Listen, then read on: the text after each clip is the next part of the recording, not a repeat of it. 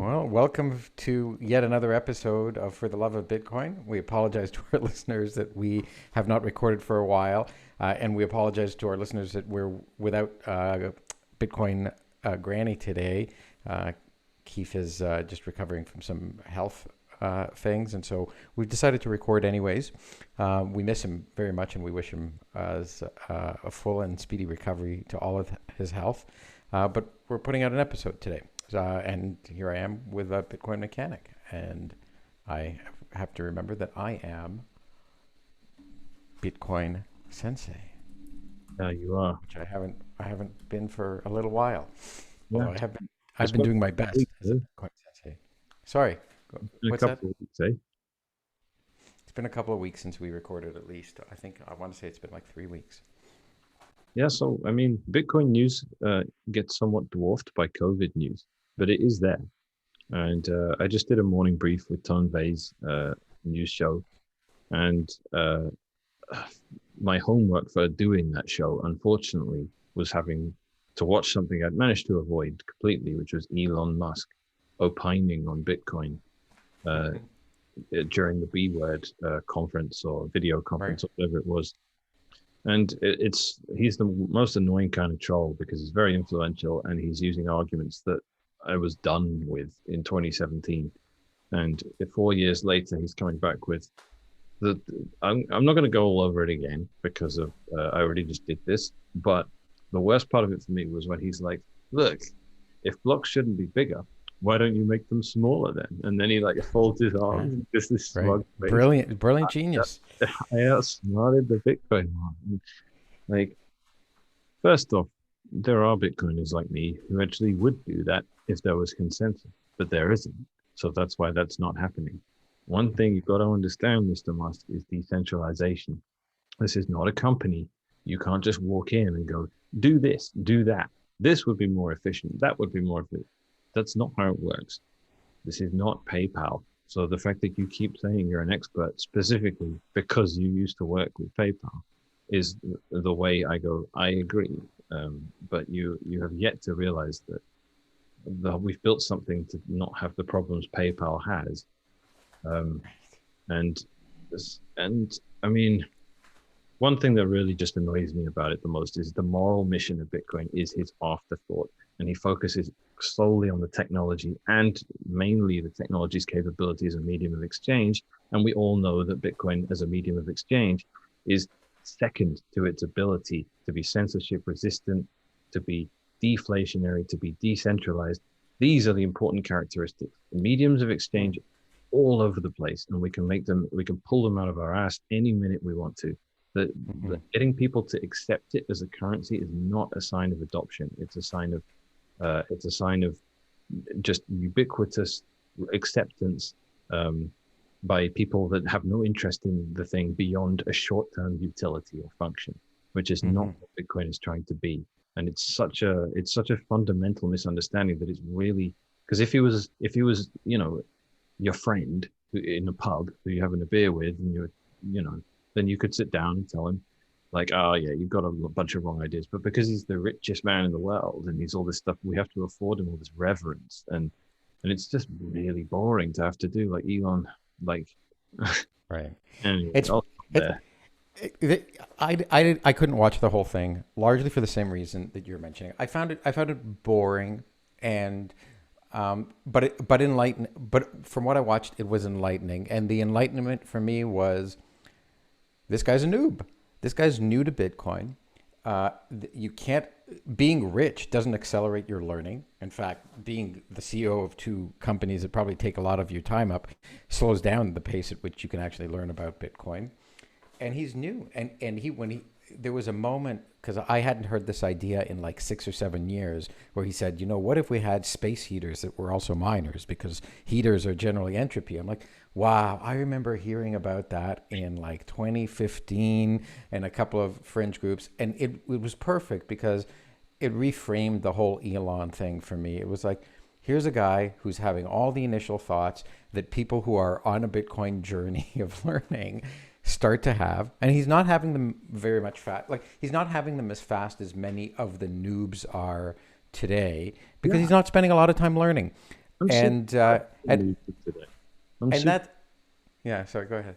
I'm super impressed with the noobs of today. They're getting Yeah, really fast. Like it's not yeah, just Michael Saylor that got up to speed quick. Like every pleb I meet, every noob that's been in for 6 months, right. like I don't mean Yeah. in a derogatory sense, by the way. I mean it in the most No. So respectful sense. But I mean in Twitter Spaces, I'm always meeting them. They've been in for 7 months. They've got a cold yeah, card. They're not doing yeah, dollar cost averaging. They're not shit. right. I'm like, what? How did you get? How did you Yeah. learn all this so far? So, like, I think maybe the reason and it's clear that of what he's learning, I think what you're saying puts a really nice frame on it, which is he's missing the most important thing about Bitcoin. He's catching the second and third things that it can and should do, but because he's missing the single most important thing, this notion that it's unstoppable and censorship resistant and decentralized, whichever angle you want to look at that issue from, he's missing that because that's not so important to him. He doesn't fear having everything seized. Yeah. He doesn't fear inflation harming him. In a sense, he's a beneficiary of all of these things that the rest of us are sufferers of, whatever the opposite of being a beneficiary of, a victim of are. So he doesn't quite see that as the priority, and so that's why he misses it. And at some point in time, he'll either see it or he won't. But I think for the rest of the people who are coming into this space, the fact that they're seeing it so quickly is a really positive sign, because it doesn't matter. It doesn't matter that he owns $1 billion plus of Bitcoin and that maybe 100,000 or like 10,000 noobs who get it don't. Each one of them is a node, and he's maybe a node, right? He was naive as to how easy it is to run a node. He thought it was a hard thing. He thought many people didn't, but most of these plebs are buying nodes, right? And we're advocating it. And so each one of them is someone that he has to convince. Each one of them is someone that he has to convince to make the block size smaller or bigger, to change it. And if he doesn't convince each and every one of them and each and every one of us, the block size isn't changing. And that's what he doesn't really appreciate, not just on the dimension of block size, but on the dimension of any change to the consensus algorithm. And so that he opines about changing things. Like, he better have a really, really, really good argument, because he's got to convince all of us. Not just a handful of us, and we've already shown him we don't care that he has $1 billion or $2 billion worth of Bitcoin. We're not bending over. We're not changing what Bitcoin is to accommodate his unlearned whim about what Bitcoin needs to be. But so it doesn't even matter. Like, I actually felt so much more calm rather than so much more frustrated about it, because I don't see him as an attacker. I see him as a noob who is learning, who is irrelevant, who's not a threat to Bitcoin. He's just a nuisance. And of course, we'll have to put up with nuisances forever in Bitcoin. There's going to be 10 more billionaires who come on who are just as naive, and then 100,000 celebrities who come on who are just as naive. But this is let me jump in, because I found during the Twitter Spaces recently, we were talking, and I realized just how necessary it is for these adversaries, and we can't exist without them. Like, whenever we get favorable treatment, it creates weaknesses. And a good example of that is China in the past, having been so relaxed about mining. And all it did was create a problem for Bitcoin, where everyone's saying, but look, what happened? They're an authoritarian regime. What happens if they kick you out? And we'd have to promise, oh, things will be all right, if that happens. And people were asking me, like, if you're going to vote, are you going to vote for senators or Congress people that are going to introduce favorable legislation to Bitcoin? And the more I thought about it, the more I realized, logically, no. Literally, the best thing you can do for Bitcoin is create adversarial circumstances for it. Because if you create favorable circumstances to you, that's when you're weak. If politicians decide they love Bitcoin, we're going to give everyone some Bitcoin. That is the weakest possible position Bitcoin can be in, because any favor that's being granted to you can be taken away. It's like this. If I go to you and I say, I'm going to give you 10 grand every month just to live your life with, if I start doing that for month after month after month, everything you do will become my slave. Because if I ever Right. did stop giving that to you, Yeah. then it's an absolute nightmare for you. So Hmm. Bitcoin cannot ever be in a circumstance where people are providing and helping and benefiting it, because it just creates weaknesses. Right. The fact that all this mining was happening in China was a weakness for Bitcoin. And I'm so grateful that they went, no, no more mining, and kicked us out, because that Yeah. was a weak point and now it's fine. And I wouldn't vote for a Chinese politician, not that you can vote in China anyway, but I wouldn't vote for a Chinese politician that said, we'll bring mining back, we'll be nice to it, because then you're back where you started. I literally now understand, like I Right. never have before, that Bitcoin actually needs this. It thrives on Yeah. adversarial circumstances. It's a wonderful analogy, and it's I think I've always had this, not always, but of late, this belief: if you take care of Bitcoin, Bitcoin takes care of you, and taking care of Bitcoin is giving it the freedom to be treated harshly, not babying it. It's like it is like raising a child, right? If you never let your child walk out onto the road, if you never let them scrape their knee, if you never let them walk, if you never let them run, then they'll simply never learn how to do these things, and they'll be fragile and dependent forever. They'll never become an independent person. And Bitcoin is so ready to be treated rough. It is, it's I ready to love go out there and survive. It's a survival machine. It's a survival beast. Survivability is its greatest strength, and it keeps showing us, right? Like here, it got challenged, right? 38% or whatever the number is it was 28% in one single adjustment period of its energy was taken away. Imagine I took 28% of the food you can eat away all at once in 1 week, right? Might you be it. tired? Might you be slow? Would you recover fully in a single week or in 2 weeks? Because that's what Bitcoin did. It got slow for a couple of weeks, went to 13-minute blocks, and then its internal adjustment algorithm kicked in, and it's as if nothing happened, except it's no longer dependent on that extra 28% worth of food that or energy that it was getting all the time. And it showed us. We knew this was true about it, and it knew that it was true about it. Maybe Elon didn't. Maybe the Chinese government didn't. And so they learned too. And the whole world got to see Bitcoin, not just when it's getting more and more and more energy fed to it, but also when energy gets withdrawn from it. And they saw that it, like water off a duck's back, as the expression goes.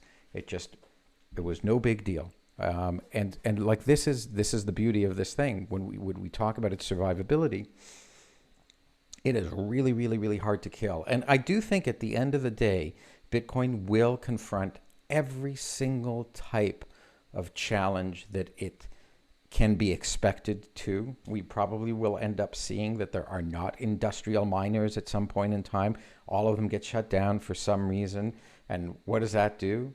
That causes all the mining to become decentralized, like with individual miners and individual people's homes. Well, And then it's really, really hard to shut down. this is a beautiful thing for me to talk about, because I decided to start mining at home again. Right. And uh, Congratulations. thank you. It's been absolutely just such a pleasure to do, to hook up the electricity, because North Americans like low voltage, which is very silly, and the rest of the world doesn't do things that way. But Right.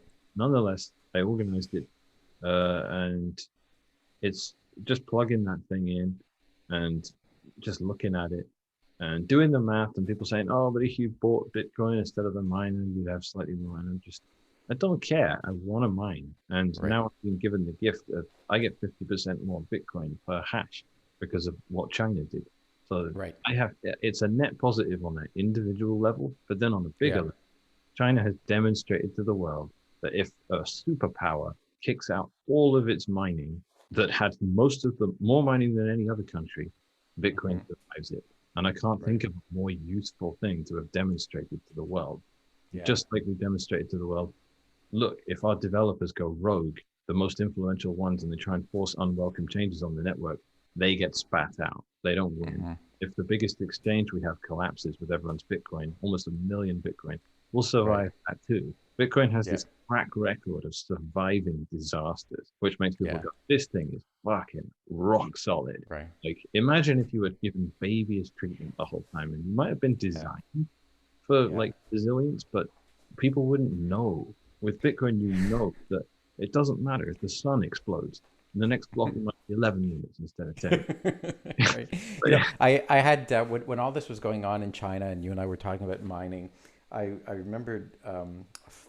I think my favorite Mickey Mouse cartoon of all time, which is The Sorcerer's Apprentice, and it's in the classic 1940s film, Walt Disney's Fantasia. And most people have seen it, but not everyone, especially young people.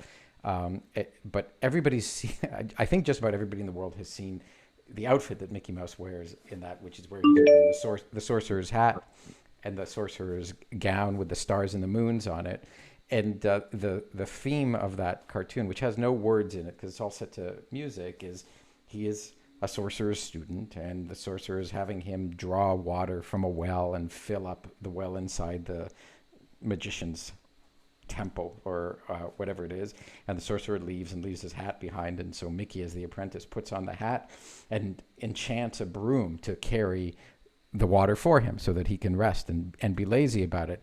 And he dozes off. And when he wakes up, he sees that the broom, like a robot, has filled up the entire well and keeps going out to the outside well and pouring more water in, and the place is flooding. So Mickey tries to stop him, but he can't. So he grabs an axe and he chops the broom into 1,000 tiny little splinters and thinks that he's done. But every one of these splinters then becomes a broom magically, because that's the power of the man. And each one of these splinters begins marching out to the well and bringing back buckets of water and buckets of water. So he, in his attempt to destroy this single broom, he's created 1,000 brooms or more that keep throwing the water. And it's a beautiful animation, and water is flooding everywhere, and Mickey nearly drowns. And I won't even spoil how it ends. If you have Disney Plus, you have Fantasia. So go and watch. It's about I think it's about 40 minutes into the movie, but you'll be able to find the scene. But this is what the mining thing reminds me of, right? China was mad at Bitcoin, mad at its use of energy, so it smashed these single miners into 1,000 little shards, and each one keeps on mining. And now they're all over the place, and you can't stop them. And so I feel like Satoshi was a sorcerer from this thing, and it's such an appropriate title. Though that exact circumstance you're talking about was actually Malaysia. That was the one where they had a bulldozer, right? And they were crushing it. That's unreal to see. That wasn't fake either. That was Malaysia who jumped the power box and was doing all that mining illegally. Right. At least just not paying for their electricity. Do you see how many ASICs they crush in that? I saw you're talking about the video. So there's a video for people who haven't seen it. There was a video of a parking lot filled with miners and like a steamroller trying to crush them all. There probably were in that picture. I guess there were like 400 or 500 of them. Mm-hmm. So that's 400 or 500 times what, 10 grand. So yeah, I can't. How many zeros is that? We're talking $4 to $5 million worth of mining equipment. Yeah, well, that's what a thing to throw away, and it's a relief. Like it almost, the most adversarial part of me wants to go, are they pretending to destroy miners? Because the amount, when Bitcoin's difficulty drops 50%, which it did, that means the latent hash rate on the network is actually powerful enough to pull off an attack. And are they trying to tell me with these? Because every video I get out of Asia, I presume is right. It's fake. Like people falling down, dying, having heart attacks from COVID. That was, I believed all that shit, and now I'm looking at it like, what a joke! Like, it never happened anywhere else in the world. No, so it was obviously fake. You see those videos like 5 cement mixer truck kind of things spraying out like disinfectant or whatever driving down. Like what? No, we all see that as. That's probably how they got rid of COVID. Remember, like they had COVID and then they got rid of it, and we didn't because we didn't have cement mixer trucks driving down the street spraying disinfectant. Maybe it's because I don't know. But whatever they did, they are geniuses. Maybe it was the welding people in their apartments. That's what got it. Like, well, I don't want to talk about COVID anymore because it's killing. Enough COVID. We're just talking about Bitcoin mining. Let's get back on topic. So mining. All right, Yeah. you go, man. No, I just want to say we look. You're saying that there wasn't that much Bitcoin news. There was a tremendous milestone achieved in Bitcoin news over the last month, which was China banned Bitcoin mining, where the majority of Bitcoin mining took place, and it did not harm Bitcoin. In fact, it helped Bitcoin. I've been editing a newsletter, a research report for Swan Bitcoin, and it has a news section in it, and I've named the news section in it. This is good for Bitcoin because I already know whatever the news is, it's good for Bitcoin. So, and in it we had like a whole page explaining to the recipients of it how this China mining ban actually benefited Bitcoin in terms of its security, in terms of its survivability, in terms of demonstrating once again as a gladiator out there in the open arena of everyone in the world versus Bitcoin. Bitcoin wins. So it's another amazing victory for Bitcoin. It's a beautiful thing to see. I'm trying to find the flow chart that says, "Is this good for Bitcoin?" Yeah, Then right. no, then yes. Exactly. Does this look like it's good for Bitcoin? If it looks like it's good for Bitcoin, it is. If it looks like it's bad for Bitcoin, it's still good for Bitcoin. But I think genuinely, if it looks like it's good for Bitcoin, it actually isn't. It could be worse. Yeah. I Eventually, yeah. Anything that makes it look like it's easier for Bitcoin is it's delaying the inevitable, right? Like this attack is going to come and Bitcoin's going to conquer it. So don't worry. Don't baby it. Don't be afraid for Bitcoin's sake. It's built to survive. And if it isn't built to survive something, let's learn already and get it over with. Let's stop pretending. But exactly. man, this thing is built to survive. And that I think for listeners of this podcast for sure, they know that that's what we talk about, and that's the number one priority. And we will never, ever sacrifice survivability to anything else because there's no point in being able to carry bigger blocks if you're dead. Right? It's like if teach a man to fish, or give a man a fish and he'll eat for a day. That speaks to the temporary nature of shallow assistance and thinking long term. Like, right. write Bitcoin in such a way that it can that it's harvestable for humanity forever. Don't sit there and go, I'm elected for the next 4 years. I'm going to lower the tax rate on people selling Bitcoin. That might get to the front page of Reddit and people going, I love this senator. But you're really sitting there going, so what? Like now a bunch of people are firstly going to sell Bitcoin because the tax is lower on it. Second off, the favorable legislative treatment means people don't do good practices. They don't anonymize their coins. They leave them on exchanges. It's regulatory capture, and it's. I don't know if I've ranted about this on the podcast before, but Microsoft's strategy was embrace, extend, extinguish, which is if you want to kill stuff, you make it dependent on you first, and then withdraw the thing, right? You withdraw it, or you can even dominate it by extending it. That was the functionality. It's like, we're going to make our own web browser, and we're going to do a bunch of features on it that now part of the web, and now the web is dependent on us. And everyone was saying, they've been sued by every big company, Microsoft, and it's been cited in court. People are saying this is Microsoft's strategy, public information. This is what. So when they buy stuff like GitHub, I'm like, this is exactly what you're doing here. This is an open source world for people to all contribute and participate in, building digital platforms for humanity. Microsoft buys it. Why am I not thrilled? Because I don't want them to sort of help us here, because in the long run, all that if you help anyone ever, usually in almost every capacity, assisting other people makes them dependent on you, and it's the ultimate libertarian, Ayn Randian, anarcho-capitalist philosophy. If you help people, you put them in a position of weakness, unless you do a very specific and wise kind of help. So you can help Bitcoin, but requires a deep wisdom and understanding of it, which is why when idiots like Elon Musk come along and go, do this, do that, I'm like, you don't know what you're talking about, and it's very frustrating to watch. And well, let the Elon thing go, because I think Elon isn't a threat to Bitcoin, and he's an ignorant noob, and I don't even mean that to sound mean, right? He's a new noob who hasn't fully educated himself, and at the same time, it's not like he's continued to. He has downplayed his rhetoric on Dogecoin, and he hasn't sold his Bitcoin. Not that it would matter, like that would affect the price. It wouldn't affect the survivability of Bitcoin.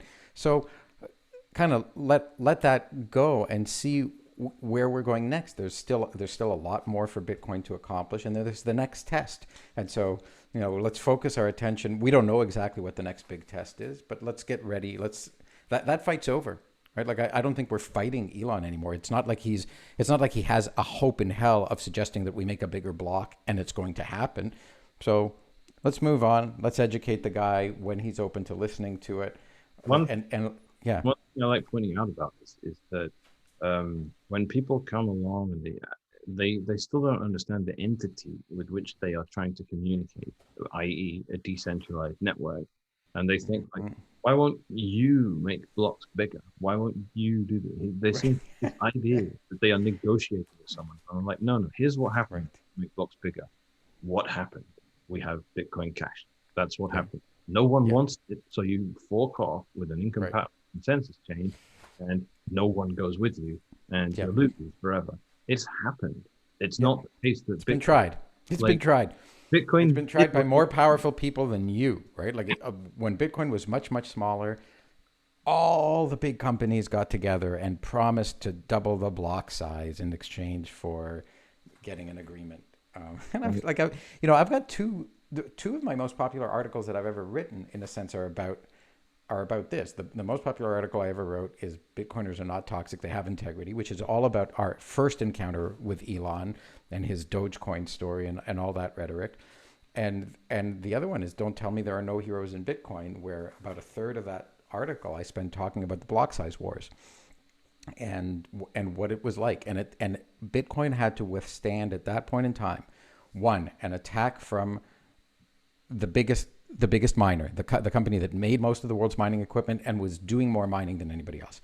At the same time, it had to withstand an attack from the 58 largest companies in Bitcoin in cahoots with that miner to try to do yet another thing, right? So the first was Bitmain, the biggest miner, didn't want to activate SegWit, which we needed to create the Lightning Network. The second was there was this compromise solution kind of put out at the same time between the 58 largest companies and Bitmain, telling the users, well, we'll give you SegWit, but you'll also hard fork to a 2 megabyte block size. So we had to fight against that. And at the same time, when it looked like those two were gone, Bcash forked off, which was Bitmain, along with Roger Ver and his company Bitcoin.com. Bitcoin.com, right? Like, doesn't that sound like a big deal? And they forked off and claimed to be the real Bitcoin. And at the end of the day, we fought off all three of those attacks. We actually fought off a fourth, which I didn't mention, which was every shitcoin in the world saying, aha, you see, Bitcoin is dead. We're going to flip in them. So we fought inside. There were three traders, huge groups on the inside who tried to destroy Bitcoin's decentralization, and everybody on the outside trying to destroy Bitcoin. And look at us today, 4 years later. We have SegWit. We still have our 1 megabyte blocks. Yeah. We're decentralized. We're worth more than all the other shitcoins combined. We have more liquidity than all the other shitcoins, and that's what we get. So it's a wonderful lesson, and we've done it before, and we can do it again. One thing that this is a completely new topic, but something that gave me goosebumps this week. I was watching a talk with Jacob Appelbaum, and Jacob Appelbaum is the most cancelled man on the planet. He's a friend of Julian Assange. He got stitched up by the same people that tried to stitch up Peter Todd and failed because Peter Todd managed to resist the false allegations that were made against him about sexual misconduct, but Jake didn't. And he was a fantastic cypherpunk in the early days that I learned so much from his videos about public key cryptography and the core network and all this stuff. And he was gone before Bitcoin really got going. And I remember him just saying, like, look, guys, Bitcoin is not what we need right now. It's amazing, but it's not anonymous. And he was spending his whole life trying to make anonymous technology possible. So he, I don't criticize the guy at all. He was on his own moral mission. And, Bitcoin wasn't helping with that, especially because Bitcoin, if used badly, does enable gross surveillance. So you do have to know what you're doing. But nonetheless, I was watching a talk with him recently. He just about resurfaced one tiny video of him on BitTube, I think, because YouTube, he doesn't exist on there anymore. And Mm-hmm. he was talking about the ticking time bomb of quantum cryptography or quantum computers, which is something we've learned to roll our eyes at a bit in Bitcoin, which is fair enough, because Bitcoin actually is quite quantum proof. But one thing to realize is that when we get quantum computers, a lot of stuff that we rely on breaks, and it won't be super trivial for the entire world to suddenly adapt to fairly untested and new quantum resistant cryptography. And the whole world runs on cryptography at the moment. So Mm-hmm. this is like a real millennium bug, if you will. It's not something that ultimately isn't going to matter. This is going to be real. And what's so funny about how this relates to Bitcoin is that I see this as, or it can be reasonably viewed as this, and it gives me goosebumps thinking about it, which is this is one of Satoshi's last gifts, because all of the early addresses that host Satoshi's coins now serve as a massive, these are not quantum resistant. Most modern addresses and most wallets will not reuse addresses. Right. Your Bitcoin is sitting at an address generated within the last 8 years or something like that. They're quantum resistant until you spend from that address. But when you Yep. spend from that address, all of the coins go to new addresses. They go to the place you're Yep. sending and back to a change address, which is new. No wallet by default reuses addresses. If you Right. reuse an address, it's suddenly no longer, or if you not, you can keep receiving to the same address. But if you spend from an address recently You generated, reveal the public key to and then spend you it, have and quantum. then it's theoretically not quantum proof. But people are aware of this now. We know that best practices are not to reuse addresses if you can avoid it, and then you're quantum resistant. But the old address types, the Satoshi, Right. the original address was just pay to public key, not pay to Right. public key hash. So all those public keys are known. So They're all sitting on chain.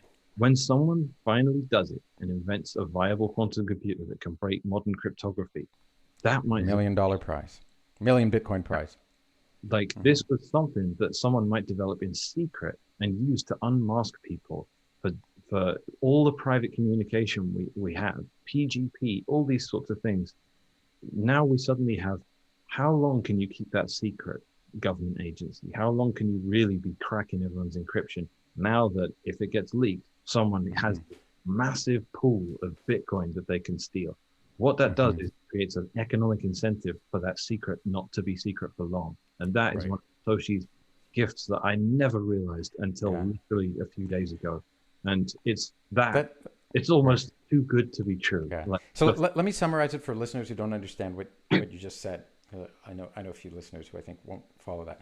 well, When you have a Bitcoin address, it's a hash of a hash of a public key to a corresponding private key, and that means doing the hashing on it adds a layer of irreversibility that is quantum computing proof.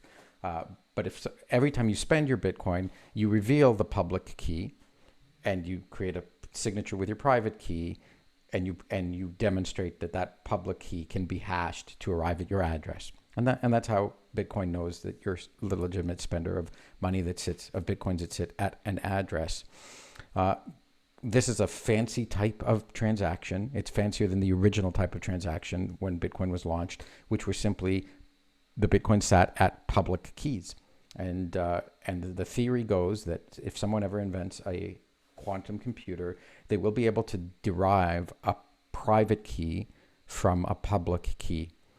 All of Satoshi's million coins, just about, are sitting at public keys on the blockchain, not hashed public keys, which means that if anybody invents a quantum computer, they can take all of Satoshi's coins, which is a very big prize for inventing a quantum computer. And when you do steal all of Satoshi's coins, the whole world will know that a quantum computer exists. And all of the world's cryptography, if you're downloading this off of iTunes or fm.com or Spotify, you're doing it over an encrypted connection that uses public private key cryptography, and it will no longer be secure. if a quantum computer is invented. And there are other techniques that will be able to be used, but right now the world is relying on the expectation that these things called trapdoor functions are not computably reversible. And so what Lex is saying is Satoshi has offered the inventor of the quantum computer a huge prize to demonstrate that they have invented the quantum computer, 1 million bitcoins, which should be enough for anybody. And if that person chooses to turn their nose up to attack the rest of the world, to attack all the world's encryption, every bank account, everything else, they're going to drive a lot of chaos. But everyone will be able to take precautions and know that a quantum computer exists if Satoshi's million coins begin to move.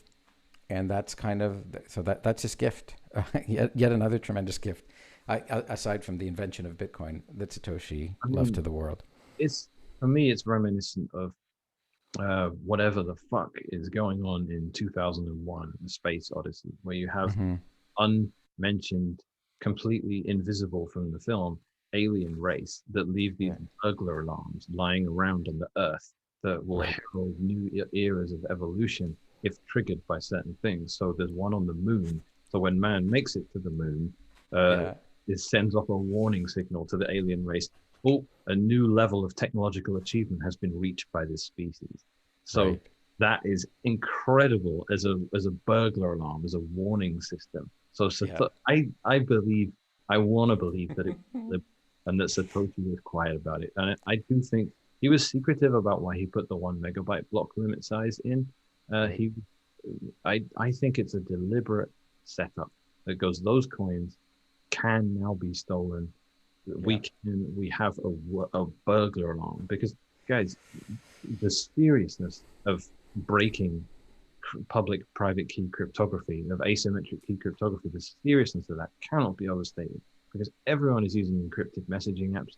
Every single weapon system, nukes, are all based on cryptography. The access to them, I mean, the everything to do with finance, not just Bitcoin, because Bitcoin can actually deal with quantum computers pretty well. It's pretty much quantum resistant.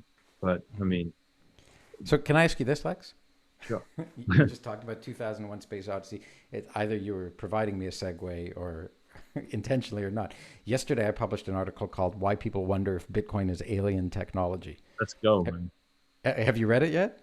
No. This is poised to become one of my most popular articles ever. I didn't even know that anybody would read it. I thought I would get laughed at. Message you about it? I'm sorry? Did Max Kaiser message you about it?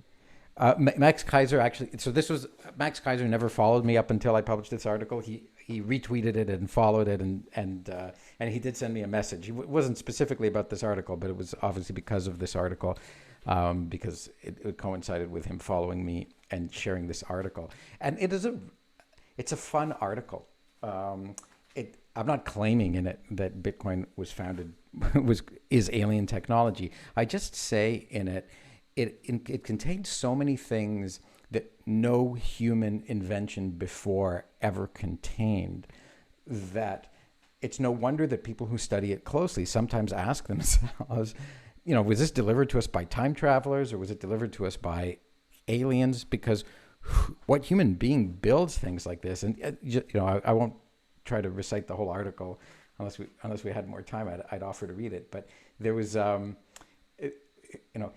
Bitcoin was built to last for billions of years, right? Without anybody intervening with it, right? Like, it's got address space for every human being who's ever going to live to have like 1 trillion addresses without even bumping up against the limit at all, right? And it can absorb all the energy of the sun without blinking an eye, right? Like, it's for sure. So it can go on forever. And you look at human programmers who did the mainframe programs, and they didn't bother to build it out beyond year 2K, as the example you cited earlier in this conversation, which I also cite, interestingly enough, in my article, right? People don't plan ahead 10 years or 15 years because they figure someone can come in and change this thing. They'll deal with a bug in 20 years.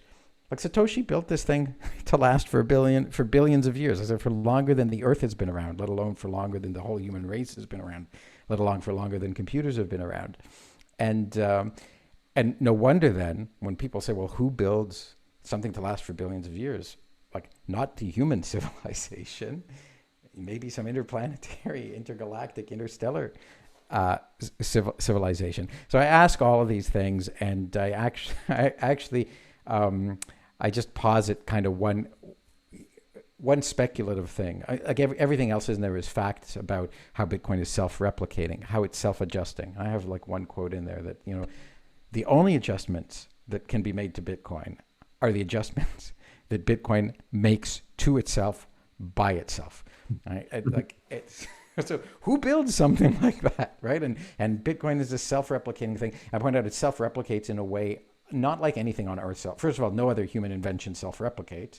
Life self-replicates, but life self-replicates by having a parent cell that divides into two daughter cells, and the mutations occur within inside. Bitcoin self-replicates by every new node, every new instance looks at at a whole bunch of other nodes, and all the other nodes are always looking at all these other nodes, and they're making perfect, immutable copies, infallible, unmutated copies of each other. And oh my God, that sounds like an alien invasion. Like all these perfect beings, all identical to one another. But viruses mutate left, right, and center all the time. Bitcoin does not mutate. Every single Bitcoin node out there is with perfect fidelity. Not a bit has changed in any single block since the Genesis block. Right? So it's not like a virus. It's like nothing we've ever seen on Earth. It's like one of these perfectly evolved things, like a crocodile, which doesn't change ever because it's perfect. Right. Yeah, it's got this amazing trait. So this article, a lot of people I think I've had more comments on this article, like people saying, "I really enjoyed this read. What a great read!" than any other article I've written. And I've had some really some really lovely praise from some readers on some of the other stuff that I've written. But this one is just coming fast and furious, because I think it is this 2001. It's like this fantasy inside. Like, well, it's praise for Satoshi, this extraordinary human being who managed to create 4 new types of technologies inside of this thing that nobody had created before, and put it together with such elegance and engineering. Or it is kind of just this mystery, and it reinvokes the mystery of who Satoshi is. I get away with some clever writing in the article. I said, like, Bitcoin arrived on Earth in 2009. Maybe it didn't arrive from anywhere else. It arrived on Earth from Earth, but maybe it arrived from someplace else. So it's a very fun article. Yeah, and I'm getting a kick out of the responses to it. I'm always behind on your articles because you're so prolific, and unfortunately, I just don't. You can't keep up. Yeah, but yeah, I advise like your Thomas articles have received so much. Like since you started writing them, you've had Michael Saylor, Max Kaiser, and last but least, Peter McCormack. Invite you into. I've had Robert Breedlove like and share my articles. Yeah, Robert. What's going on with him? I don't know. Does it matter? I've got a conference coming up that I'm really excited for. It's called the Bitcoin Standard Conference, and I invite you to come to that if you're interested. There's a lot of celebration of the divine, I guess I'll call it, because we have Jimmy Song and myself and a couple others, and Ugly Old Goat, are doing a panel on Thank God for Bitcoin, which is a book of the same name, and we will discuss it. And I know there's some pretty strong disagreements about what it means to be Christian, and I would not claim to be an expert at all, but nonetheless, I really want to do it justice and discuss this stuff. But it's in Mexico. I advise anyone come along. It's going to be, I don't know, I'm sort of scouting it out as a place to live as well, given, my local international airport now has 2 lanes, one for vaccinated and one for unvaccinated. And that was quite sobering to see. It's not like I haven't expected it, but you can expect something all you like, but then when it actually happens, it still gives you. It's not good. Yeah, it's not kind. It's not wise. It's kind of scary. And I know that there are people on both sides of this debate who think various things, but it is when you're starting to segregate people on the basis of choices that they've made, that if the technology works the way it alleges to work, there's no reason to segregate people. Like if a vaccine protects you from an illness, it's too bad for the people who didn't vaccinate, but segregating them suggests something different. And it's all. This is always how hatred between parts of the population start to get spread. There's some us and them, and then there's the division. And I think I'm very worried about where this is headed. Yeah, the irrationality of it is palpable as well. There is no reason I mean, you've seen the Ralph Wiggum meme with his finger up his nose kind. If you get vaccinated, my vaccination will work gooder. Like, right. It will work more gooder or something. Yeah. I mean, yes, that's how it works. Like, no, but it's. I think this is, coming from a family, from a Jewish family that faced persecution in World War II and segregation, and it was like, there were many times in history where people said, simply convert to this, subscribe to my philosophy, and I will stop murdering you, which is how far it got. But it began with, I will stop segregating you, I will stop singling you out, I will stop passing laws to restrict your movement, I will stop passing laws to change what stores you're allowed into. Like, people, don't you see that we're telling people that they're not allowed in stores if they don't adhere to an idea that we think they must be forced to adhere to? This is not the way of peace. This is not the way of understanding. It is not the way of people getting along. It is the way that leads to murder and war. It's ugly shit, man. And I can't quite believe that I'm living through it, but these are interesting times, and it fucking sucks having just had a kid and seeing the reality of the world she now occupies. And I don't know what to tell her. Like, she's not quite 2. When she is 2, there are health authorities all over the world saying you should be masked. And we know masks are useless. We know that it's not good for children to have their breathing restricted at all. And for a disease that will never, ever. I just want to say to people who are listening to you, who hold a different opinion than you,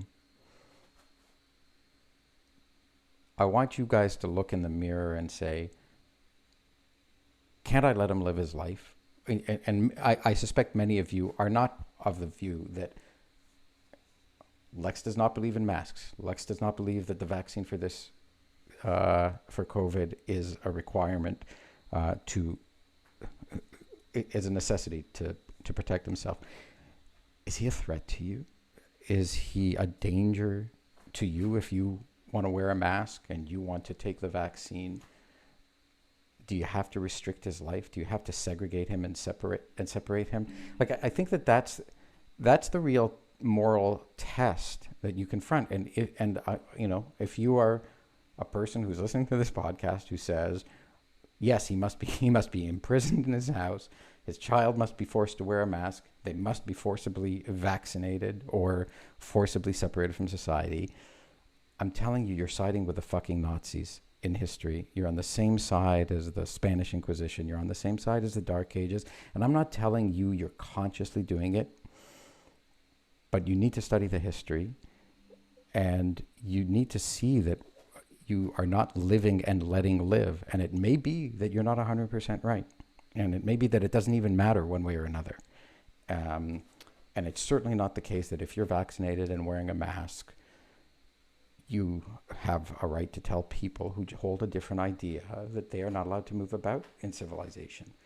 And if you think you do, you need to look at history is going to recount you as a villain eventually, unless other people in your camp succeed in eradicating the other people and their ideas, not by persuasion, but by violence. And that's wrong. I just don't know what else to say about it. Me neither. I think it's hard to remain positive about it exactly, but I want to see. I see this as tyrannical, and Bitcoin can't fix everything. But what I see as a relief is that for me, so much of what goes on here, it comes back to the cypherpunk mentality that spawned Bitcoin, and the what I really like, I already talked about Jacob Applebaum, but Jacob Applebaum's close friend, and the reason he's so persecuted is because his close friend is Julian Assange, and Julian Assange is a, he's one of the candidates to be Satoshi. Quite frankly, I don't think he is, but just his ideological persuasion and his understanding of encryption and the fact that it can liberate humanity, um, at least led him to be one of the people it could conceivably be. And I can think of few people as persecuted as Julian Assange. In this world, Julian Assange is one of the most persecuted people. I mean, the man is still in prison, even though there are no charges, other than like there are now. they come up with new charges.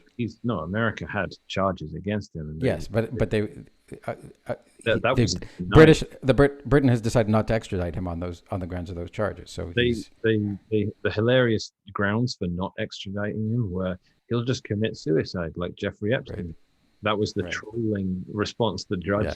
He said, "You're a prisoner fit for like apparently when you put people on suicide watch, your cameras don't work properly and they hang themselves. They shoot themselves in the back of the head 3 times or something like." Yeah. So that was a bit of a like, yeah, you're a joke, America. We're not sending people to you. You're not like Guantanamo Bay still exists.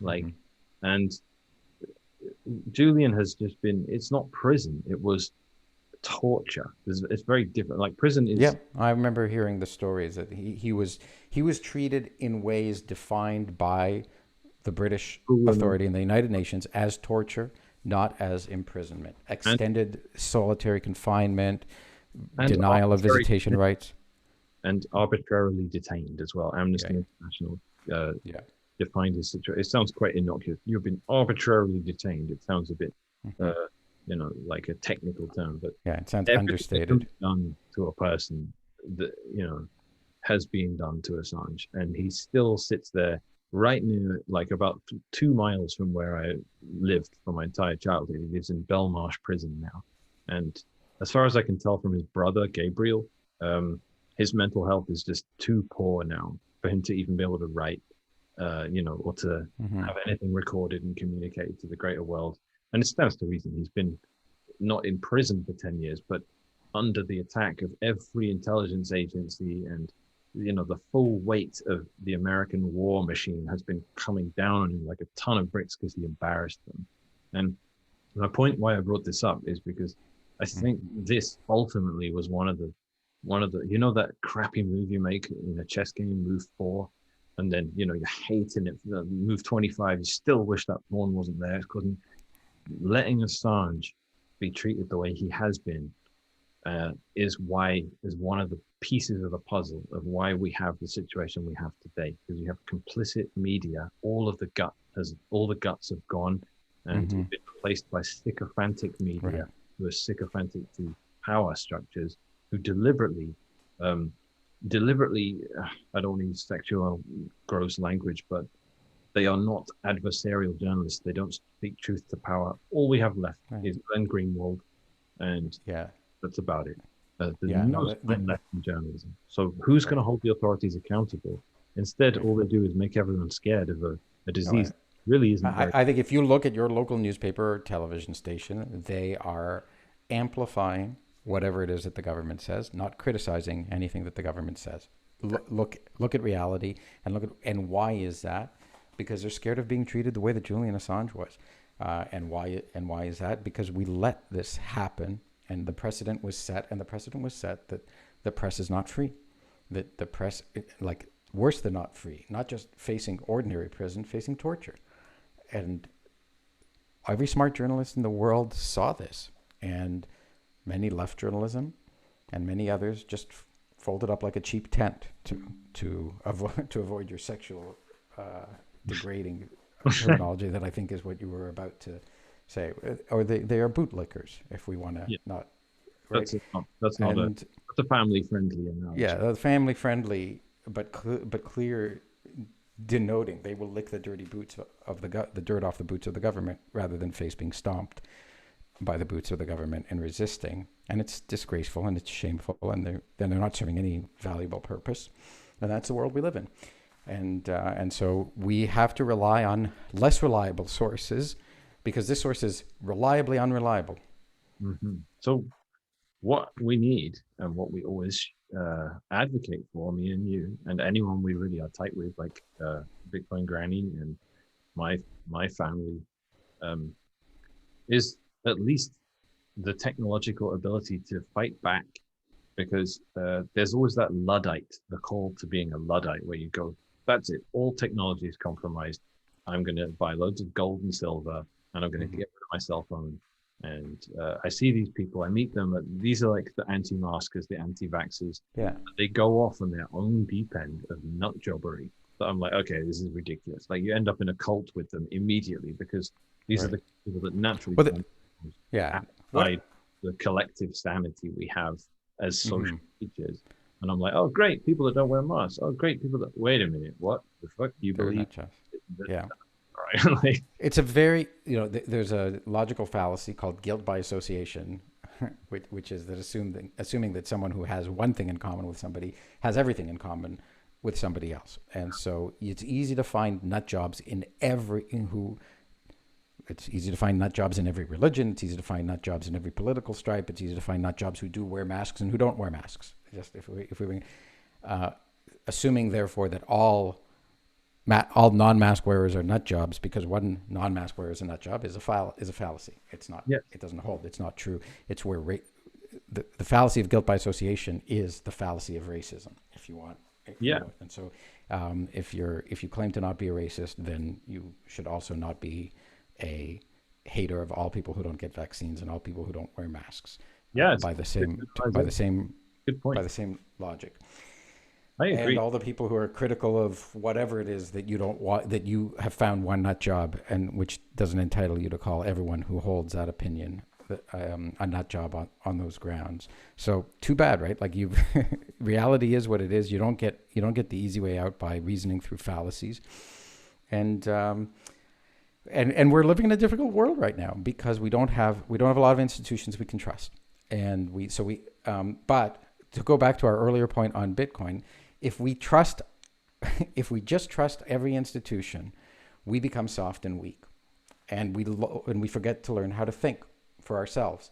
And it's only when we verify for ourselves using our senses, using our reason, using valid logic, that we can actually know what the truth is. It's not handed to you on a silver platter, and it's certainly not handed to you by people who say, trust me, and who dress up in costumes of scientists or politicians and wear, or military garb. They're not necessarily here to protect you. The police aren't necessarily here to protect you.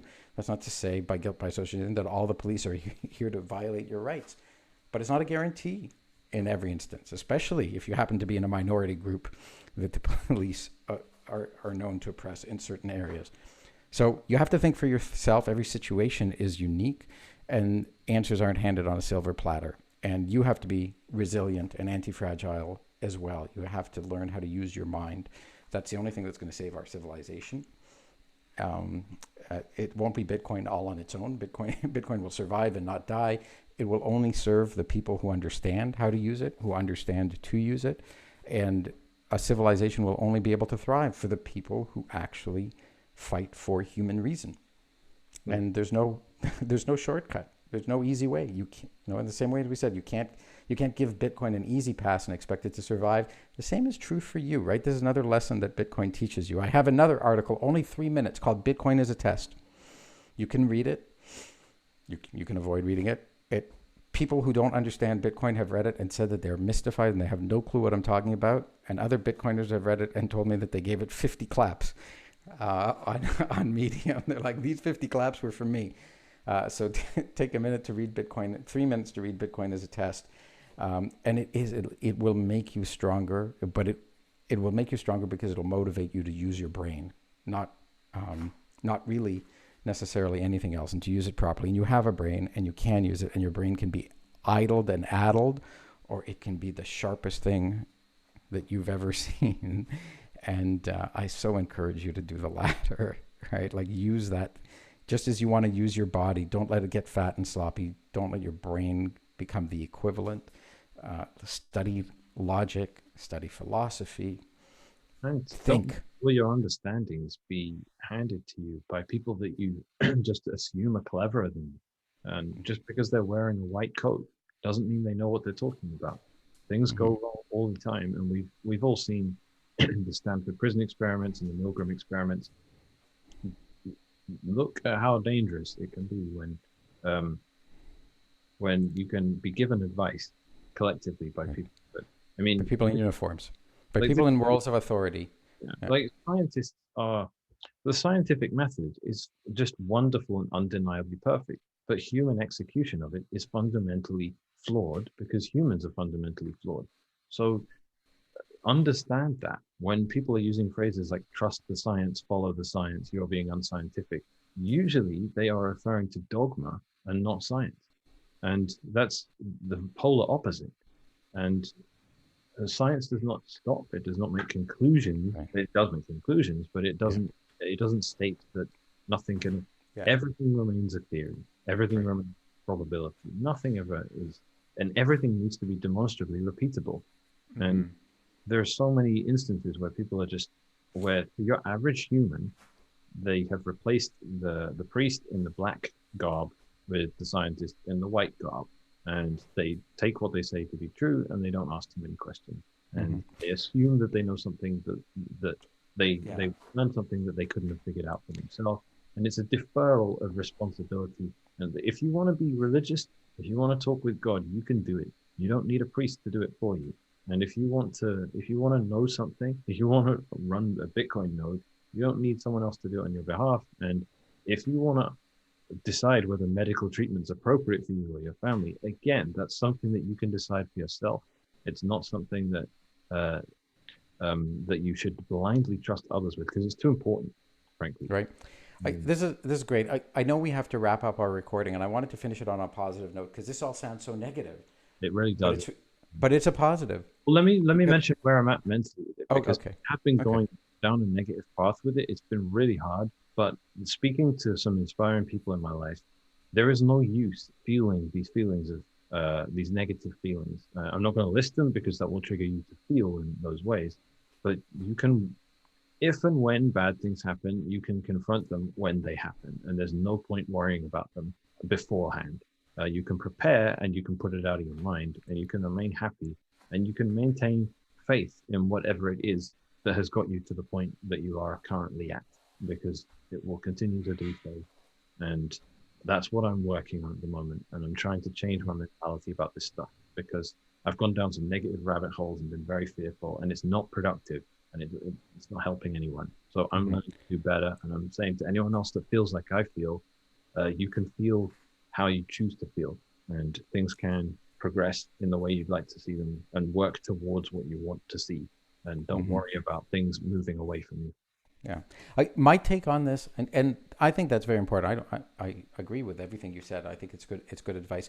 I'll offer my positive take on this, which is to say, if we didn't live in the world that was currently challenging us to have to think for ourselves, then we wouldn't think for ourselves. And I think the promise that I'm making to the listener is, if you challenge yourself to think for yourself, you will be grateful, in the same way that if you don't like the way you look and then you exercise, you do like the way you look, it makes you feel better about yourself. The same is true cognitively. And if you aren't necessarily in love with yourself for how your mind works, and these conditions that are out there force you or incentivize you or cause you to improve your mind so that you can see reality in a world filled with lies, you can see the truth through those lies, you will also look in the mirror and you will see a person whose mind you respect. Hopefully whose mind let them know that they should build a body that they respect. And so that is the silver line, because if you live in a soft civilization, you'll be soft. And if you live in a hard civilization, you'll learn to be tough. And it's better to be tough than it is to be soft. Mhm. And no matter who you are. And so, civilization is requiring that you step up now. It's not making it an option, a hobby. It is requiring that you step up. So step up, and the rewards are terrific. The rewards aren't just you're able to withstand certain attacks. You're able to do things that are above and beyond. Right? Imagine, again, I'll take it to the fitness analogy. You know, if you're not fit because nobody's attacking and fighting you, you're also not fit to do certain sports, certain entertaining activities, right? Certain hobbies. If you are fit and the thing that caused you to get fit is somebody was threatening you and you had to learn how to fight, you're also not just fit to fight, you're fit to enjoy the fruits of your body. And so the same thing goes with your mind. Get your mind fit. Learn to see the difference between fallacies, generalization, hasty, false generalizations, and reality. And there'll be wonderful things you can do with your mind that go beyond just defending from attacks. So that's my positive end note for this thing that began with us talking about how Bitcoin gets stronger by being attacked, and don't treat it softly. Don't treat yourself softly either. Yeah, I think I would end as well on saying there are genuine moral actors, and I don't want to pat myself on the back too much, but I'm definitely in Bitcoin for moral reasons. And there are a lot of people like me. And that's another reason that it becomes something you can trust as a store of value, because there are just so many people like me that will just never, ever give up on it and will hold with everything they have. And that's in stark contrast to pretty much everything else. So I don't believe there's a way for us to get out of the mess we're currently in without Bitcoin. Bitcoin is the major, major player in allowing individual liberty through technological means. So, yeah. And it's not an either or. Like, we need Bitcoin and we need ourselves, right? Like, we need to be rational beings ourselves, and we need Bitcoin. And Bitcoin won't protect you if you're a fool. Mm-hmm. And the only way to be a fool, and you're not born a fool, you choose to be a fool. And you choose it by being intellectually lazy. So that's what I'm saying too. You need to be intellectually active and engaged, just like, you know, that is, human beings are. Other animals have claws, they have teeth, they have speed. We have our minds, and if another animal that's meant to be fast is slow, it dies. And a human being is meant to be smart, and if they're not, they will not live a proper human life. Do you think we could, if anyone wants to see, we might not have Bitcoin grinding next time. We're not sure exactly when Granny's coming back. In the meantime, maybe if anyone wants to request any guests, maybe even reach out to people you'd like to see come on. I would quite enjoy that. 3 is a magic number after all. So if anyone has any ideas, shoot them over to us or send it to the person directly. I'm sure there's a lot of people I would like to speak to and have these discussions with in the space. So we'll see. Yeah. Well, everyone, thank you for listening. We're sorry it took so long for us to record. I hope you've enjoyed this episode, and we will be back soon once again. Bye-bye.